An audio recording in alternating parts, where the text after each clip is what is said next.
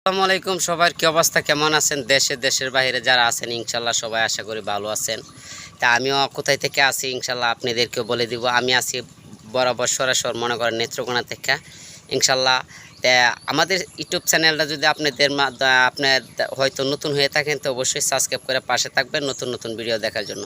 আর আজকের মূলত বিষয় হচ্ছে যে আমাদের দেশে যে রাসেল ভাইপার সাপ এই সাপের বিষয় নিয়ে কিছু কথা দেখেন তো ভাই এই যে রাসেল ভাইপার সাপ নামে যে এমন একটা ভাইরাল হয়েছে একটা কথাগুলো কিন্তু এগুলা বিশ্বাস করবেন না। রাসেল ভাইপার সাপ বলেন যাই কিছু বলেন না বলেন শুনেন একটি কথা হচ্ছে যে আল্লাহর নাম সত্য।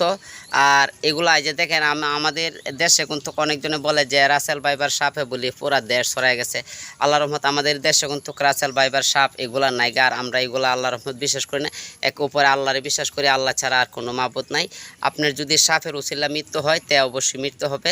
আর যদি আপনাকে আল্লাহ বাঁচায় রাখে তে সাপ না আরও যদি কোনো কিছু থাকে তে কখনো আপনি মরবেন না। তো এইগুলা কান দিবেন না, এগুলা বিশ্বাস করবেন না।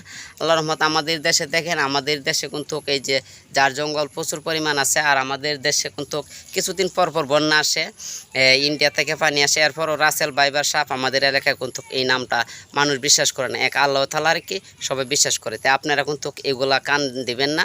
এই রাসেল ভাইপার সাপ এতে কেয়ার মিয়া এই তো ইচ্ছা হকবারে একটা বানটি কথা এগুলা বিশ্বাস করে আপনাদের ইমান কখনো নষ্ট করবেন না। তা আশা করি সবাই দেশের বাইরে থেকে যারা যেন থেকে দেখতেছেন যদি আমাদের ভিডিওটা ভালো লাগে তা সাবস্ক্রাইব করে অবশ্যই পাশে থাকবেন।